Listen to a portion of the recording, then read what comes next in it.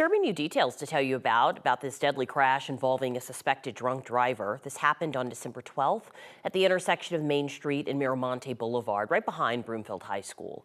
The crash killed two people, a mother and her teenage son. Jose Minhovar is facing several charges, including reckless vehicular homicide and driving under the influence. 9 News reporter Brianna Clark has been tracking this one for us. Brianna, Minhovar was on work release at the time of the crash. Is that what? Yeah, that's right. It was for a DUI charge that he got in 2016. On December 8th, Jose Minhovar was sentenced to 365 days of work release, but they didn't have any open beds, so a judge said he could be a free man until then. The deadly crash happened 4 days later. According to the arrest affidavit for the December 12th crash, witnesses say Minhovar was driving upwards of 100 miles an hour in a 40-mile-an-hour zone when he crashed into another vehicle, sending it flying into a tree, killing Melissa Powell and her 16-year-old son, Riordan Powell. When officers looked inside Minhovar's pickup truck, they found empty beer cans and said it reeked of alcohol. During his DUI sentencing on the 8th, prosecutors wanted him to serve jail time, saying that he was a danger to the community. But they were overruled. The judge saying Minhovar's already served 100 days in jail and remained sober when he got out. Statewide, we see hundreds of DUI cases every year. And some of those result in fatalities, and they're absolutely tragic. And you and your viewers should ask the question of, what can we do to avoid these things? And certainly the justice system has to play a role in that.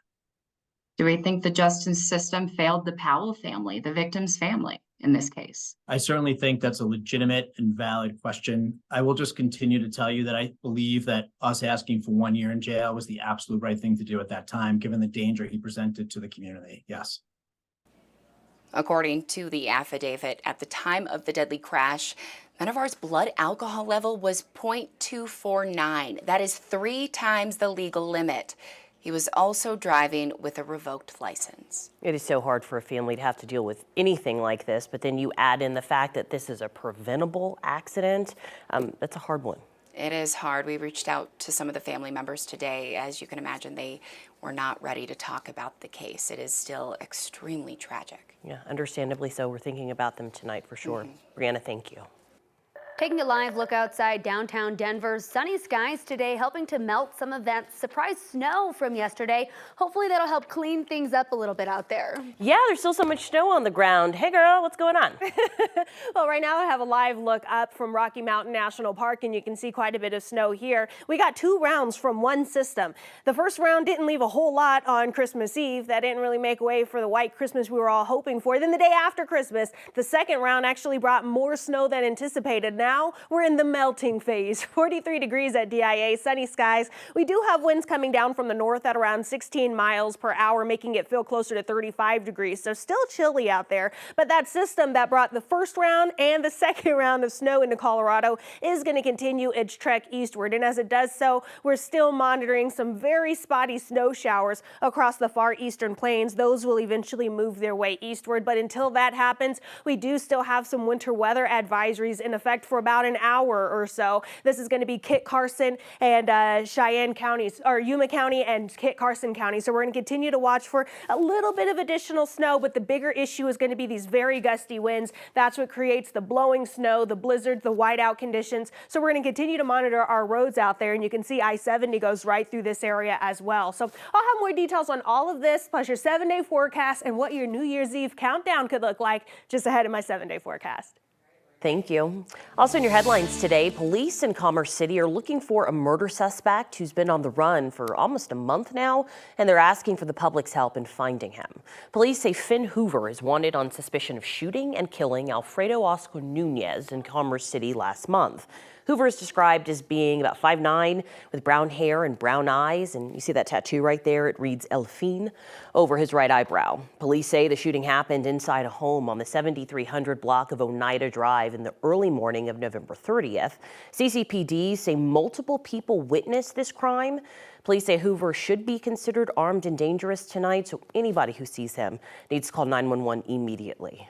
Each day of destruction in the Middle East is another day of pain for one Aurora woman. With families still living in Gaza, she has no idea if her siblings or parents are alive. But if they are, she is finding a way to get them out. 9 News' Janelle Finch sat down to learn more about how the war in the Gaza Strip touches Colorado. Just want to know, how are you doing? How am I doing? I don't know. I can't find the word to describe. Ronza Ishkokani lives every day in uncertainty, worried with what her family may be going through 7,000 miles away. Like having family in Gaza, thinking about them not being able to sleep, not being able to do my daily life like I used to do before the war. Ronza moved to the United States from Gaza in 2011. Her mother, father, brother, sister, and extended family stayed behind. Now they're just a few of the millions caught in chaos. 1.7 million people have been suffering the war, have been starving, not being able to have basic needs like water, food, or medication.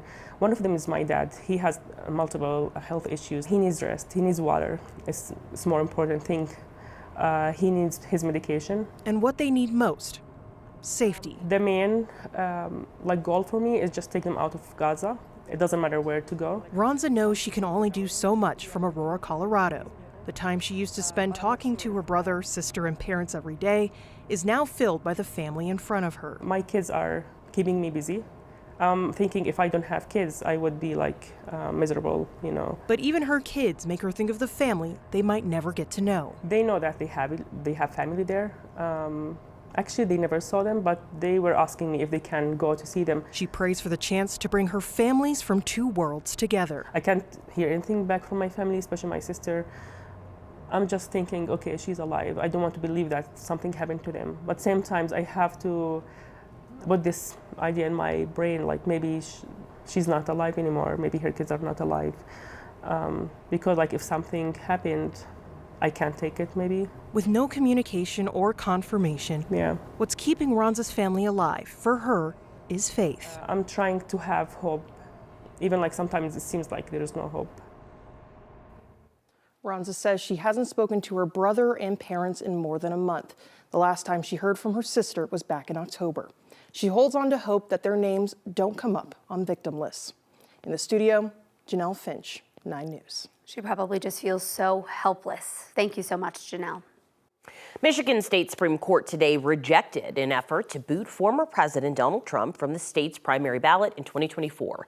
The court's order blocks efforts to remove Trump from the 2024 ballot, citing the 14th Amendment, which states no one has engaged in insurrection or rebellion after having sworn an oath to support and defend the Constitution can hold office.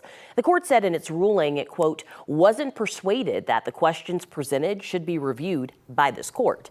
Michigan's decision contrasts the decision by Colorado's High Court, which just ruled last week Trump should not appear on the state's primary ballot. The city of Wheat Ridge says Denver is not moving forward with the plan to temporarily house migrants in Wheat Ridge. An emergency citizens town hall was planned for today, claiming Denver was busing hundreds of migrants into Jefferson County. Wheat Ridge and Denver officials told us that's not the case. Officials did meet to talk about sheltering migrants in neighboring cities, but there are no specific plans for a shelter in Wheat Ridge. Wheat Ridge says they are not affiliated with the town hall meeting tonight, and neither city will have any representatives there.